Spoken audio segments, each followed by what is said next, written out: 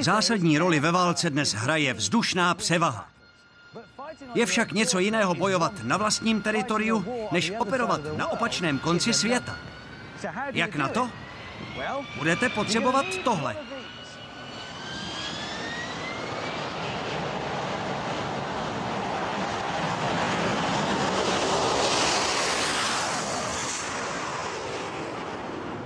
Letadlovou loď. Představuje nejdůležitější součást moderní námořní flotily. Je to plovoucí letiště, město i bitevní loď v jednom. Takovéto plavidlo je obávaným protivníkem na geopolitické šachovnici. Nicméně u jeho zrodu stály poněkud neobvyklé sudičky. Princip naslouchadla funguje spolehlivě. Snad to vydržíme. Bumerang. Řádkový secí stroj. Tohle by nikdo nepřežil. Jedna z dominant Londýna. 3, 2, 1. To jsem zvědavý, jak to dopadlo. A vesmírné závody. Česká televize uvádí Richarda Hammonda v americkém dokumentárním filmu z cyklu Technické divy světa. Illustrious.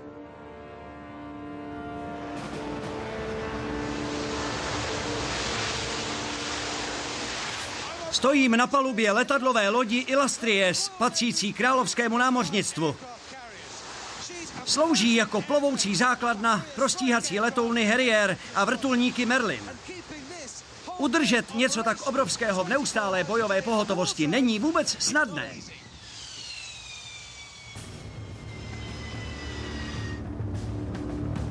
Vlajkovou loď provází do boje skupina torpédoborců, fregat a zásobovacích plavidel. Jejím hlavním úkolem je poskytovat zázemí letadlům útočícím na cíle vzdálené stovky kilometrů za obzorem. Veškerý chod zajišťuje posádka čítající více než 1000 mužů a žen.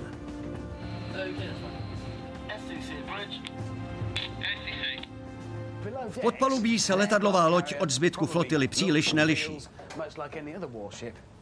Plní však speciální roli. Musí být neustále připravena zabezpečit hladký vzlet a přistání stíhaček.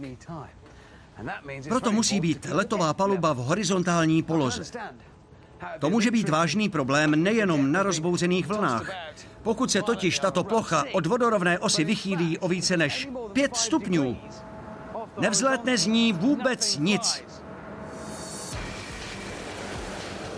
A to je vcelku nepraktické, když chcete vést válku bez ohledu na místo, čas a počasí. Illustrious má výtlak 22 000 tun. Je vážně veliká, ale oceán je větší. Nejlépe je to vidět z vrtulníku, a to jde na letadlové lodi snadno zařídit.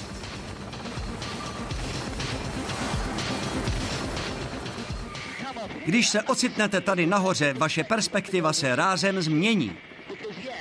Uvědomíte si totiž, jak je velikost Illustrious relativní, tedy ve srovnání s okolním mořem. Přesto si s ní vlny nepohazují. Naopak se zdá, že si pluje naprosto nerušeně a poklidně. Jak to dělá? Hladkou plavbu zajišťují 4 aktivní stabilizátory. 2 na přídi a 2 na zádi. A tady musím zmínit první technickou inspiraci. Bližší souvislost mi vysvětlil lektor Cambridgeské univerzity a odborník na házení bumerangem Hugh Hunt. Hugh. Zdravím. Tady to mám. Vidím. Tomu říkáte bumerang? Takhle mi ho prodali. Tohle je bumerang. Vypadá úplně jinak. Něco vám ukážu. Vezmu 2 takové vaše bumerangy a spojím je dohromady. Dostaneme tvar písmene X. Původní zbraně domorodců vypadaly sice trošičku jinak, ale takto získáme mnohem účinnější a zajímavější nástroj. Naučíte mě s tím házet? Proč ne? Začneme bumerangem pro začátečníky. Tohle bude vaše velikost. Tak jo. Tenhle zahodím a zkusím ten váš. Co mám dělat? Nejprve musíte zjistit, odkud fouká vítr. Pak se otočte přibližně o 45 stupňů doprava a pořádně se do hodu opřete, aby se bumerang roztočil. Jdu na to. Chce to švih? Už se vrací. Chyťte ho. Zdá se, že jsem trochu zaspal. Mohl jste ho chytit. Zkusím to ještě jednou. A pak mi řeknete podrobnosti. Jak je vůbec možné, že to takhle létá? Chová se jako gyroskop. Gyroskopický efekt je přitom velmi zajímavý.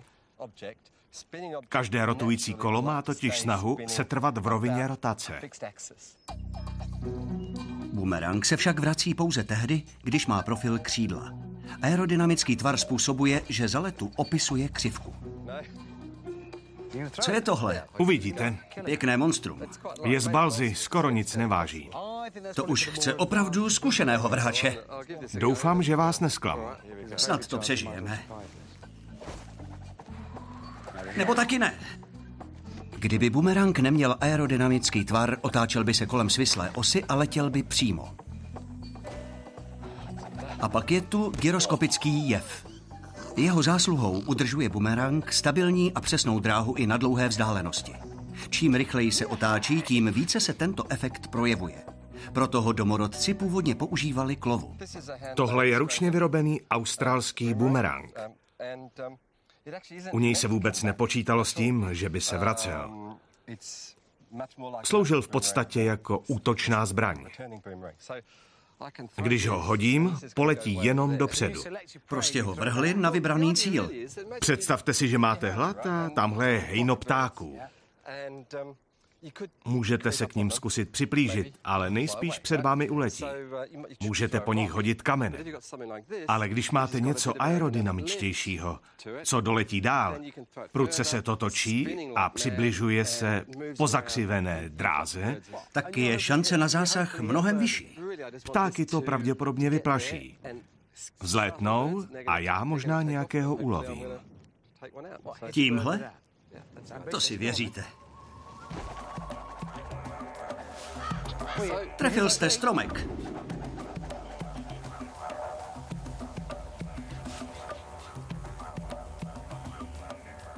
Gyroskopický jev se samozřejmě neomezuje pouze na bumerangy. Můžete to prosím podržet? Já roztočím tuhle káču. Jak vidíte, i když podložku nakloníme, rotuje dál kolem vlastní osy. Setrvává v rovině rotace. Můžeme rejdit s podnosem, jak chceme, ale káča zůstává ve vzpřímené pozici.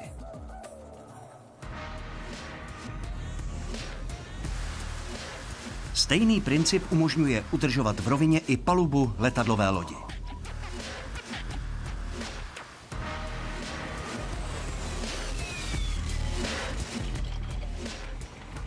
Pro názornost jsem si sestavil vlastní gyroskop, rotující disk zachovávající polohu osy v prostoru. Musíme si uvědomit, že se nehýbe on, ale my. Chová se přitom úplně stejně jako káča roztočená na dřevěné desce. Teď máme pocit, jako by se nakláněl. Ale ve skutečnosti zatáčí nákladní auto. Na jeho škorbě spolu stojíme. Jinými slovy, gyroskop stále zachovává svou pozici. My kličkujeme ze strany na stranu, ale on svou polohu nemění. Když dokážeme rozdíl v pohybu mezi gyroskopem a autem nebo lodí změřit, můžeme ho průběžně vyrovnávat. Gyroskopický efekt byl nevědomky uplatněn u prvních bumerangů před 25 000 lety. Jejich použití je však dnes mnohem širší.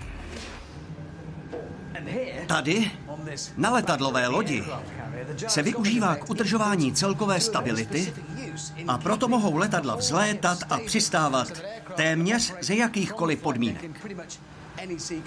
V této místnosti by měly být umístěny 2 různé gyroskopy. Tohle je jeden z nich?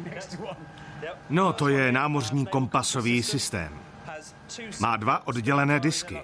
Jeden ve svislé a druhý ve vodorovné ose. Rotují rychlostí více než 11 000 otáček za minutu. Elektronika měří náklon, sklon a kurz lodi. Gyroskopy na palubě se točí 8krát rychleji než ten můj. Díky tomu jsou výrazně stabilnější a umožňují provádět velmi přesná měření. Informace o pohybech lodi jsou předávány přímo stabilizátorům. Ty průběžně upravují jejich polohu tak, aby trup hladce prořezával vlny. Pradávná lovecká zbraň tak přispěla k tomu, že letová paluba zůstává ve stabilní poloze a stroje mohou vzlétnout prakticky kdykoliv. Jak je však možné vypustit letku stíhaček během několika minut? Illustrious disponuje mohutnou údernou silou. Když se stíhače a vrtulníky připravují do akce, je na letové palubě opravdu rušno. Všechno tu podléhá přísnému řádu. Část strojů stojí v hangárech na nižších palubách, ale i ta musí být okamžitě dostupná. K tomu slouží 2 mohutné výtahy. Jeden tady na zádi a druhý na přídi. Každý má nosnost více než 80 tun a do výšky 3 poschodí vyjede za 36 sekund. Rychlost hraje v tomto případě zásadní roli. Pokud vstoupíte do ozbrojeného konfliktu, potřebujete dostat letadla do vzduchu co nejdříve. Tady by tradiční technologie nestačily. Výtahy s hydraulickým pohonem mají sice velký výkon, ale bývají docela pomalé. Zvednout letadlo by dokázali, trvalo by to však příliš dlouho. Řešení přinesla tato zařízení. Nazývají se hydraulické akumulátory. Zvyšují tlak uvnitř hydraulického systému a tím podstatně navyšují jeho výkon. Díky nim jezdí zdviže spolehlivě a rychle. Vynalezl je v 19. století inženýr William George Armstrong. Známý výrobce zbraní mimo jiné vyvíjel i jeřáby pro doky. Pracovali na vodní pohon. Tlak v potrubí však v té době silně kolísal. Armstrong proto přišel s nápadem, jak dosáhnout v hydraulickém systému požadované stability. Armstrongovy akumulátory využívá i jedna z nejznámějších londýnských památek, Tower Bridge. Most byl postaven ve druhé polovině 19. století. Tehdy se ve východní části Londýna začala rozmáhat průmyslová výstavba a ta si vynutila další spojení mezi oběma břehy. Do přístavu na Horní Temži ovšem vplouvalo velké množství obchodních lodí. Jediným řešením byl tedy zvedací most. Ten totiž umožnil jak dopravu přes řeku, tak i přepravu po řece samotné. Londýnský most a letadlová loď mají něco společného. Zdvihají těžká břemena. Lodní výtah má nosnost 85 tun a každá z obou částí zdejší mostovky váží 1200 tun. Během prvního roku po otevření se obě mostní ramena zvedala 6 000krát. To je každých 20 minut provozní doby.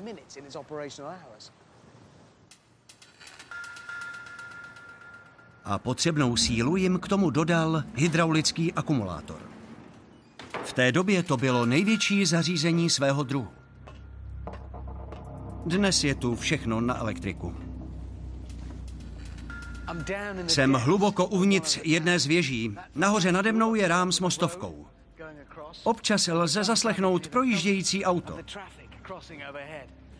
Když se most zvedá, tak se proti závaží, je natřené na bílo, zváhne dolů touto prostornou komorou. Asi bych tu neměl moc okounět.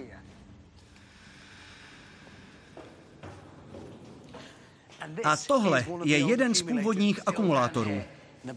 Říkám jeden, protože původně jich tady bylo celkem 6. Vidíte, že byly opravdu velké. Každý vážil 100 tun. Nedokážu si představit, jak s nimi manipulovali.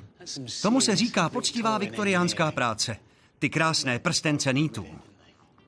Ve své době to byla špičková technika, kterou ovládali jen skuteční odborníci. Požádal jsem inženýra Gerenta Owena o názorný výklad. Takže se podíváme, co pěkného jste pro nás připravil. Gerente, vidím tu kýbl, hustilku a nějaké hadice. To je všechno? Je tu samozřejmě i zjednodušený model londýnského mostu. Ve kbelíku s vodou je ruční pumpička, která nahrazuje hydraulický systém. To nám prozatím stačí a můžeme se dát do práce. Aha, už to chápu. Po řece se blíží loď a je třeba zvednout most. Funguje to. Jde nahoru.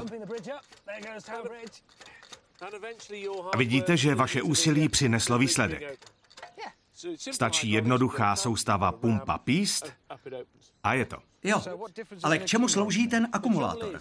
Jde o to, že celý proces probíhá v reálném čase a most se zvedá jenom tak rychle, jak rychle dokážete pumpovat. Jistě. Místo toho však můžete uložit svou energii do akumulátoru, který stojí tady. Když se do toho ještě jednou pořádně opřete, tak se začne zvedat tenhle píst. Je zatížený několika závažími, která udržují tlak v kapalině. Energie je uložená uvnitř. Nyní můžeme kdykoliv otevřít ventil a využít ji. Takže když připlouvá loď, otočíme kohoutem A most se plynule zvedne. Potřebné množství energie Tam zůstalo zachováno tak dlouho, dokud nenastal ten správný čas. Přesně tak, je to taková hydraulická baterie. V akumulátoru se ukládá energie pro pozdější použití. Čím více jich systém obsahuje, tím rychleji může pracovat. Každý z obou výtahů na letadlové lodi Illustrious má 4 taková zařízení o celkové kapacitě 172 barů. Jen pro představu, pneumatiky u auta se běžně hustí na hodnotu 2 barů. Oproti těm historickým kolosům zabírají současné akumulátory pouhý zlomek prostoru. A proto tady mají bojová letadla dostatek místa. Na modelu Tower Bridge jsme si ukázali princip ukládání energie. Ale já jsem si vymyslel ještě jeden pokus. Rád bych viděl, jak dokáže hydraulická pumpa poháněná motorem o výkonu 62 koní uvést do pohybu auto po nakloněné rampě. Potom s pomocí stejného motoru nabijeme hydraulický akumulátor. Pro uloženou energii budeme potřebovat soustavu tlakových nádob. Tady je 6 moderních akumulátorů plněných dusíkem. Konstrukce tvořená pístem a závažím, kterou jsme použili pro demonstraci zvedání mostu, je dnes už překonaná. Současná zařízení obsahují vak naplněný vysoce stlačeným plynem. Dovnitř je pumpována hydraulická kapalina, která na něj tlačí ze spodu. Když chcete uloženou energii použít, stačí otevřít ventil. Vak se rychle roztáhne do původního objemu a prudce vytlačí kapalinu ven. V podstatě jde o stejný princip, s tím rozdílem, že tady nezvedá píst těžké závaží, ale stlačuje Měch s dusíkem. Ten se pak rozpíná a uvolňuje uloženou energii. První pokus bude bez akumulátorů. Souhlasím. Nebudu muset pumpovat. Stačí nastartovat motor. Nahoďte to. Pomocí motoru dosahuje pumpa stálého tlaku o hodnotě mírně přesahující 1/4 baru. Půltonové auto se rozjíždí ale jeho pohyb je velmi pomalý. Tutéž techniku využijeme k natlakování akumulátorů. Mohli bychom ještě trochu přidat.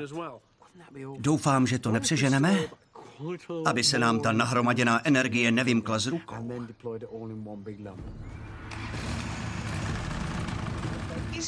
Ta mašina vypadá docela hrozivě. Máme tu uloženo značné množství energie, takže úplně bez rizika to není. To jste mě uklidnil. Během 10 minut jsme dosáhli tlaku 241 barů. To je stejné, jako kdybychom spustili 23 takových kompresorů najednou. Připravte se, zahajuji odpočítávání. 3, 2, 1.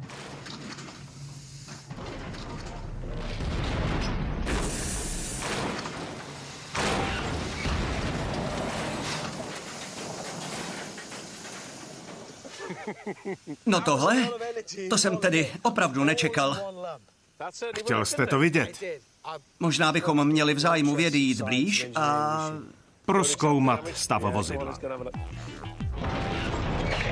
Nahromaděná energie dodala vozidlu téměř raketový start.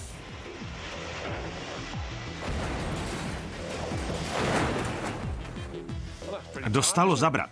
Viděl jsem horší.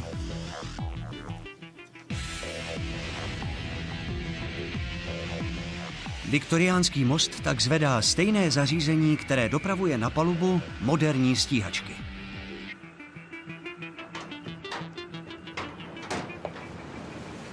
Výkonné výtahy a sofistikované stabilizátory mají pro chod letadlové lodi bez pochyby naprosto zásadní význam.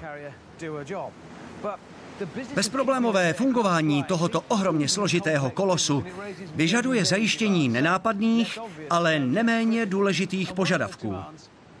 Například zásobování vodou. A tím nemyslím tuhle. Illustrious spotřebuje nesmírné množství sladké vody.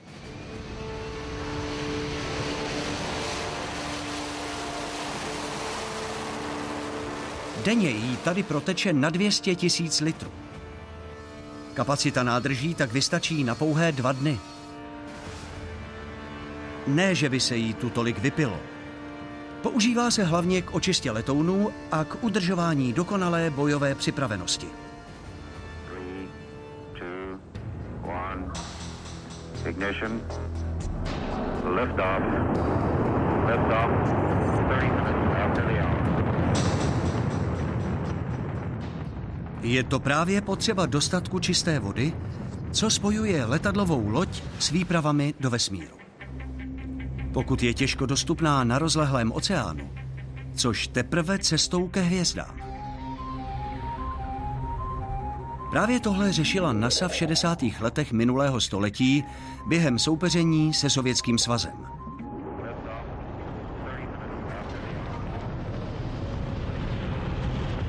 Posádky prvních letů Gemini a Apollo si vezly zásoby vody ze Země.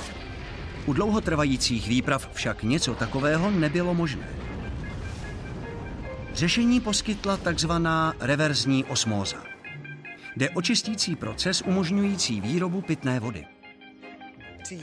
Na počátku stálo pochopení principu účinků osmotického tlaku.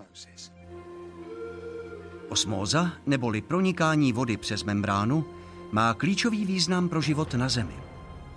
Rostlinám umožňuje natahovat vláhu kořenovými systémy a všem organismům udržovat buněčnou strukturu. Rozpouštědlo s nižší koncentrací iontů bude vždy proudit do nasycenějšího roztoku, například ze sladké vody do slané. Molekuly budou pronikat na druhou stranu, dokud se koncentrace nevyrovnají. Originálním způsobem nám to předvede vynálezce Frank Pryor. Dejte si medvídka. To je od vás milé. Jak to ale souvisí s osmózou? Když vezmete želatínový bonbon a ponoříte ho do vody, Co se stane? zvětší svůj objem. Protože se nacucá vodou. Je to trošku složitější. Povrch medvídka funguje jako membrána. To znamená, že vnitřek bonbónu potom působí jako nasycenější roztok a molekuly vody se tlačí dovnitř, aby ho rozředily. A to je princip osmózy? Správně. Mám tu však ještě lepší příklad. Tato vejce nemají skořápku. Rozpustili jsme ji v octu. Pohromadě je drží jenom Blanka, kterou všichni určitě dobře znají. Teď ještě žádná osmóza neprobíhá. Zatím ještě ne. Nyní však jedno ponoříme do vody a druhé do sirupu. A uvidíme, co se stane. Tohle přijde do vody. Klidně ho pusťte. A tohle dejte do sklenice vedle. Je tam. Teď to nějaký čas potrvá. Je to pomalý proces. Tady proběhne osmóza? Ano. A vy jste to trochu urychlil? Ano. Tyhle dvě jsem naložil už dřív. To bylo chytré. Podívejte se na to, které je ponořené ve vodě a srovnejte ho s velikostí běžného vejce. Pořádně vyrostlo.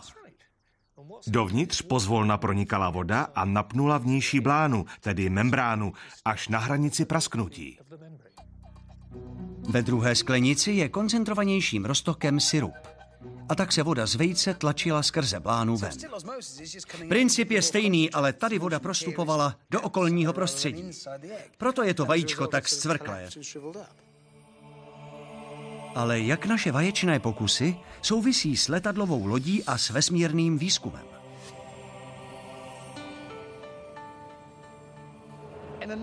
V 60. letech minulého století dostali američtí vědci za úkol najít způsob, jak ze slané vody vyrábět sladkou.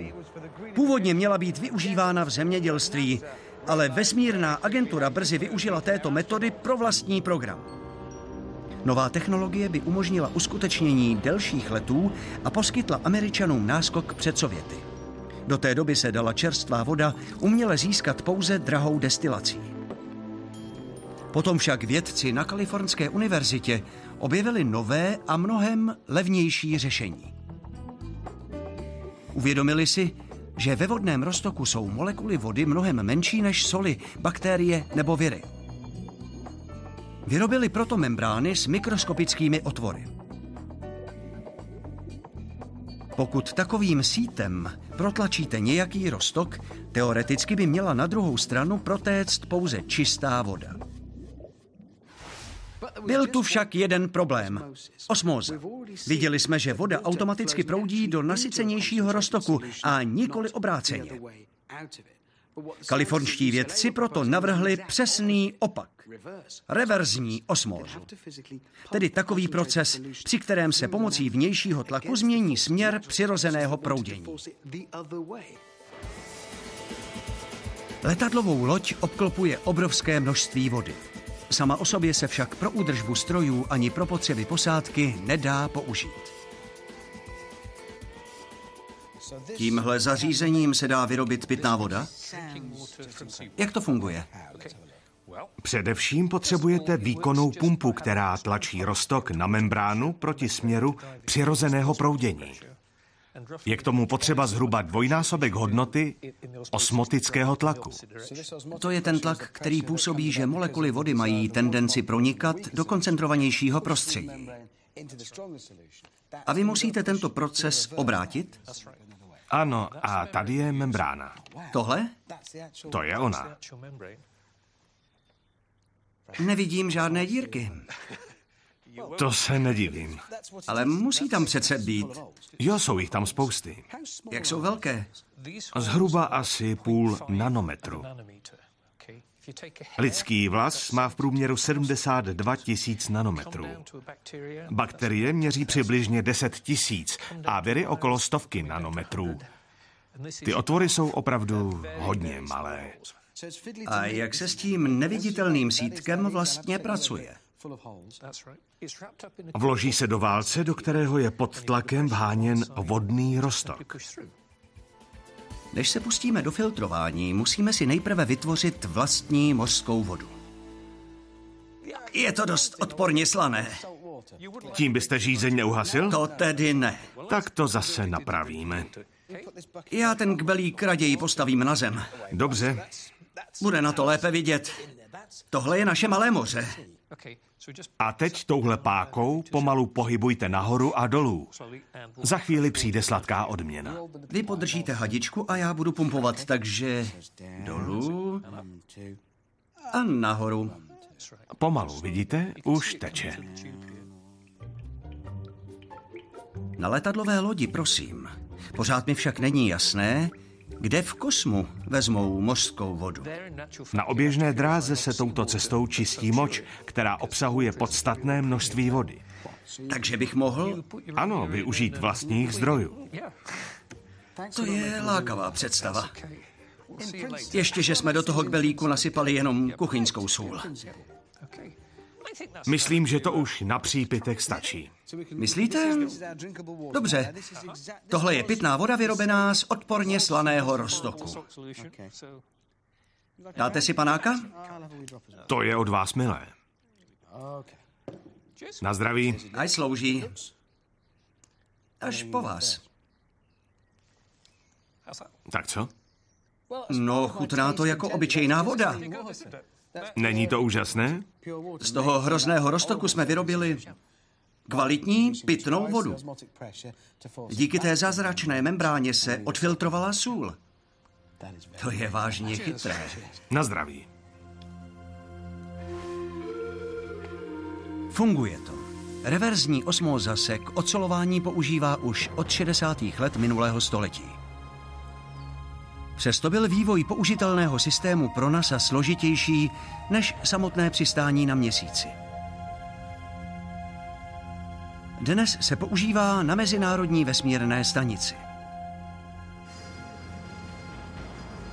Na Illustries díky němu denně vyrobí 200 000 litrů sladké vody.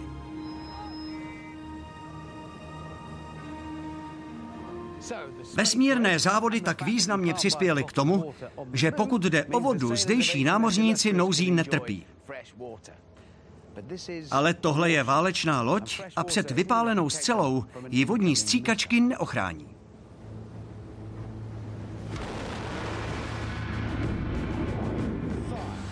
Před možným ohrožením chrání letadlovou loď obranný deštník. Každý trenér vám potvrdí, že pokud chcete vyhrávat, nesmíte zanedbávat obranu. A tady je to stejné. Když vyplouváte do boje, musíte mít krytá záda.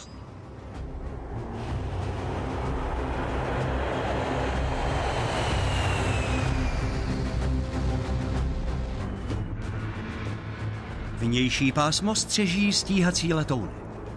Pokud by útok nezlikvidovali ony, doprovodné lodě vypálí protiraketové střely.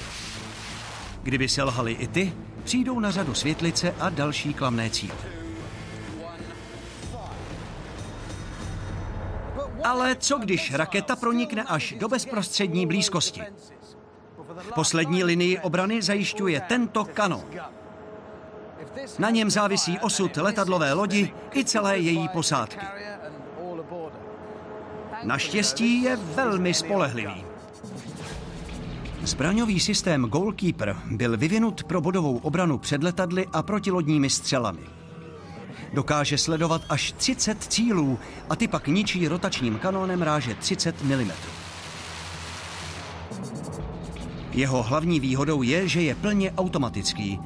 Díky tomu dokáže reagovat výrazně rychleji a přesněji. Na této lodi mají celkem 3 a poskytují ochranu v rozsahu 360 stupňů. U počátku této smrtící zbraně přitom překvapivě stál secí stroj. Zemědělský inženýr Nikolaj Foster nám předvedl repliku zařízení z 18. století, které dokázalo najednou orat, sít a vláčet. Základní součástí této dřevěné mašinky je výsevní skříň. Jak vlastně funguje? Ta nejdůležitější část je uložena úplně dole. Takže zastavíme, abychom si ji prohlédli. Teď můžeme skříňku snadno vyjmout. Tady je. Je to jednoduché dávkovací zařízení. Tato osa je napojená na kola. Pokaždé, když se váleček pootočí o 60 stupňů, odměří přesnou dávku osiva. Můžu se podívat? Kola otáčejí osou A zrna se nahrnou do škvír ve válečku. a pak padají do připravené půdy. Je to opravdu prosté. Ale váš kůň už se začíná nudit. Secí stroje do poloviny 19. století proměnili zemědělství v Americe. Jistý mladý muž k nim přidal převodovku a vydělal jmění. Ale tím se neproslavil. O 18 let později, během občanské války, totiž vymyslel a sestrojil zbraň, která změnila dějiny. Nechal se inspirovat výsevným válečkem, pouze nahradil obilná zrna kulkami. Pan Gatling tak tehdy vynalezl kulomet. Stal se otcem moderní a nesmírně účinné poloautomatické zbraně, která nese jeho jméno dodnes. Představí nám ji Peter Smithhurst, kurátor oddělení historických zbraní Britského národního muzea. Tento kulomet ráže 16 mm patřil do výzbroje námořnictva. Byl umístěn na těžkém podstavci, který byl přišroubován k palubě. Ale mohl se lehce otáčet na všechny strany. Opravdu pěkný kousek, i po tolika letech. Tuto konkrétní zbraň vyrobil 11 let po přijetí Gatlingova patentu William George Armstrong, vynálezce hydraulického akumulátoru. Tomu říkám náhoda. Armstrong upravil původní konstrukci, zejména pak způsob nabíjení. Gatlingův kulomet, patentovaný v roce 1862, měl po straně násypník a munice do něj byla vkládána ručně. Podobně jako u secího stroje.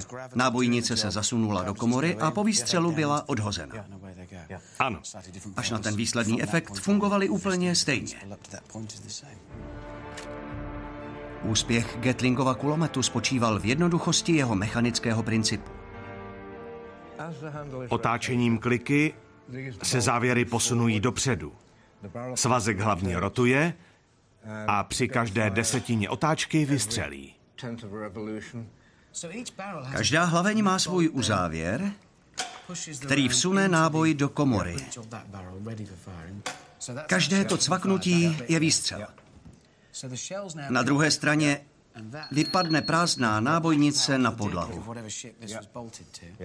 A do hlavně se vsune další. Ano. Jakou má kadenci?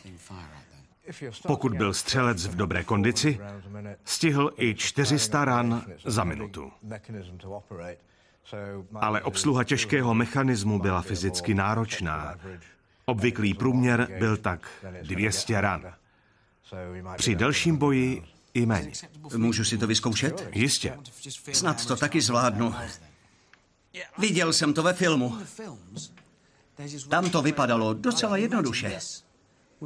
Ale teď vidím, že to byla těžká dřina. Kanonový systém Goalkeeper je nejmodernější verzí Gatlingova kulometu. Má sice odlišné parametry, ale princip svazku rotujících hlavní se dodnes nezměnil. Na údržbu a přísun munice dohlíží zbrojní důstojník Harry Fenton. Tohle je cvičný náboj, ostrý vám svěřit nemůžu. Ani se mi nevejde do ruky.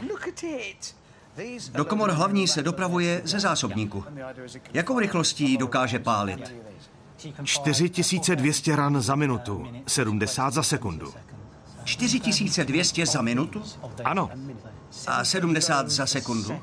přesně tak. Je to možné? Dokáže nadělat pěknou paseku. V tak krátkém časovém intervalu vychrlí tisíce nábojů a ještě k tomu naprosto přesně. Počítače a naváděcí systém vyberou cíl, lokalizují ho a pak mu zasadí drtivý úder. Hrozivá zbraň. Upřímně řečeno, ani jsem nečekal, že by mě nechali vystřelit. Místo toho jsem se vypravil do tohoto dávno opuštěného lomu. Rád bych totiž na vlastní oči viděl, jak je ona kombinace rychlosti a přesnosti palby účinná.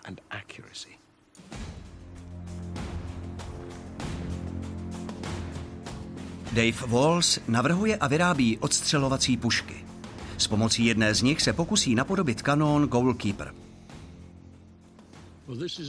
Tohle je AS-50, poloautomatická puška ráže 12,7 mm, určená k likvidaci vrtulníků a lehkých pancéřových vozidel.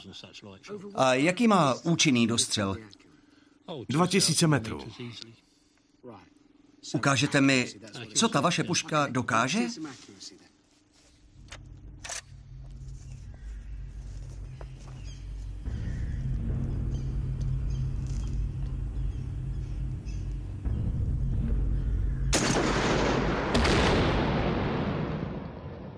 Je to velmi účinná zbraň a také velice přesná. Teď bychom ještě potřebovali tyto vlastnosti znásobit počtem najednou vypálených nábojů. Rozumím. Kolik pušek tu máte? Dohromady 5. Tak náš pokus trochu rozšíříme a povoláme další střelce.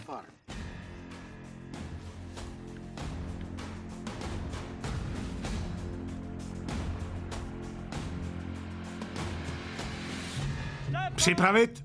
Pal!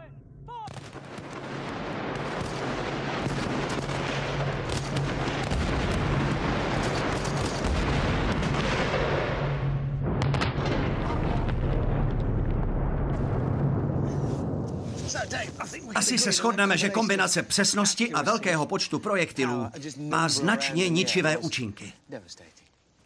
Výsledek je více než výmluvný. To tedy ano. Myslím, že jsme docela jasně demonstrovali fungování systému Goalkeeper. Jeho účinnost je založena na přesnosti výkonu a počtu projektilů. Tam bych nechtěl být.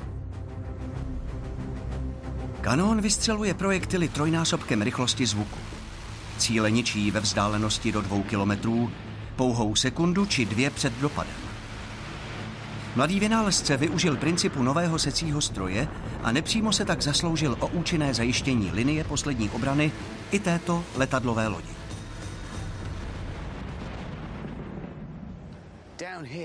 Služba v operačním sále nepřetržitě sleduje monitory radarů. Každý blikající bod na obrazovce přitom může znamenat možné ohrožení. Existuje však nebezpečí, které ani špičkové obranné systémy nemusí odhalit včas. Jde o magnetické miny. Byly to silné nálože, které během druhé světové války schazovali Němci v mělkých vodách. Jejich zákeřnost spočívala v tom, že nepotřebovali kontakt s lodí. Explozi vyvolala pouhá změna v okolním magnetickém poli. Tu obvykle způsobovaly kovové trupy lodí proplouvajících nad nimi. Máme tu pouze dálkově řízený model, ale pro názornou ukázku úplně stačí. Na dně bazénu je totiž ukrytá magnetická mina. Charakteristiky kovového plavidla jsem napodobil pomocí několika magnetů. Dobrá? Vyplouváme.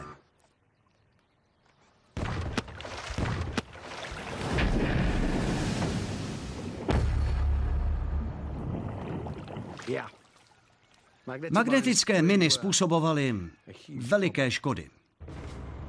Němci věřili, že jim pomůžou vyhrát válku. Než mohli námořní experti najít způsob obrany, museli nejprve zjistit, jak nálože fungují. Nakonec se na ně usmálo štěstí. Svědci zahlédli minu snášející se na padáku do Temže. Námořnictvo dostalo šanci odhalit Hitlerovu tajnou zbraň. Za odlivu se jí jeden z důstojníků vybavený narychlo sestavenými nemagnetickými nástroji vydal zneškodnit. Akce byla úspěšná a zařízení bylo odesláno na podrobnou analýzu. Druhého dne byla záhada rozluštěna. Inspirace k jejímu odhalení přitom přišla ze zcela nečekaného směru.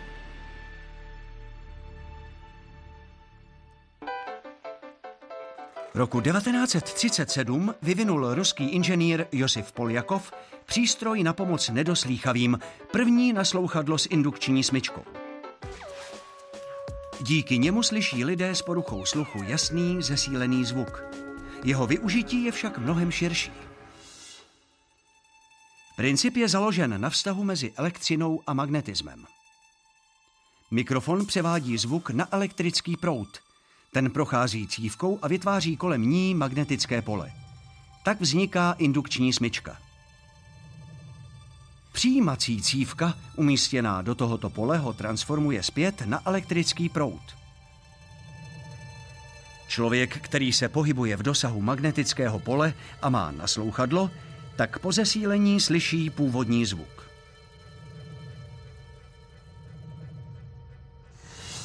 Jak ale dokáže přístroj pomáhající nedoslýchavým zabránit výbuchu bomby? Vtip je v tom, že nechá celou loď zmizet. Alespoň z dosahu snímačů magnetických min. Inženýr Alistair Ballantyne nám ukáže, jak to funguje v praxi. Máme tady model obří letadlové lodi, proplouvající nad magnetickou minou. Jak zabráníme pohromě? Při průchodu proudu cívkou vzniká magnetické pole. Pokud chceme jeho působení eliminovat, potřebujeme ještě jednu cívku. Jde o stejný princip, jaký použil Poljakov pro svoje naslouchadlo. Vytvoříme si vlastní magnetické pole. Pokud však chceme před minami ukrýt celou loď, musíme zrušit její přirozený magnetický podpis. Takže nám v podstatě stačí pustit proud do cívky a je to. Loď se stane neviditelnou. Ne, že by nám zmizela před očima, to dost dobře nejde, ale unikne snímačům magnetické miny na dně. Všechny kovové lodě mají přirozený magnetický podpis, který se dá změřit. Poté je do cívek uvnitř trupu puštěn proud, který vytvoří pole opačné orientace. Tím se přirozené charakteristiky plavidla vyruší. Hluboko v podpalubí je generován proud o hodnotě 200 ampérů, který prochází množstvím cívek umístěných v trupu. Hned si to vyzkoušíme na modelu. Přežije to moje krásná loď? Určitě. Nebojte se. Kromě ní mi ještě zbyla také jedna mina, tak ji vyzkoušíme. Pro jistotu se odebereme do bezpečné vzdálenosti. Váš systém je zapojen? Ano. Neutralizuje magnetický podpis modelu? Ano. Pod ním je nastražená magnetická mina. Když ji aktivuji, nemělo by se tedy vůbec nic stát. Doufejme. Mina totiž neví, že ta loď nad ní je chráněná vaším systémem. Neví. Tak jdeme na to? Jo. Tak dobře. Zůstáváme v klidu, protože nic nehrozí.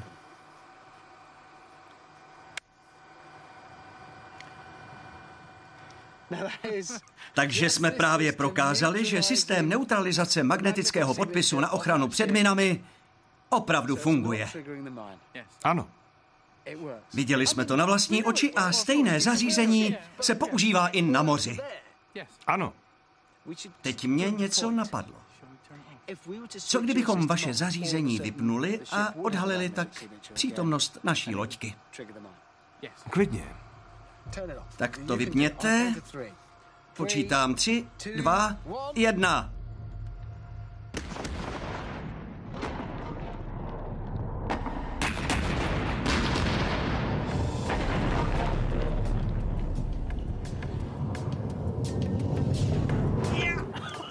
Funguje to spolehlivě.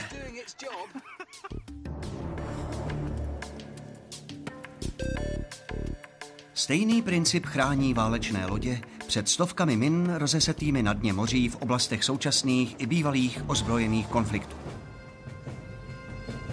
A to vše díky naslouchadlu Josifa Poljakova.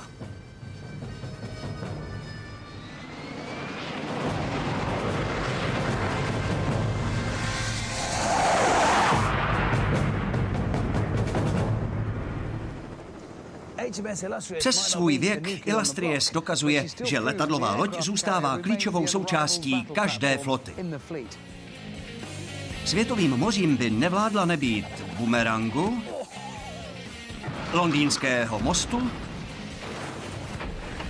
naslouchadla, secího stroje a výprav do vesmíru.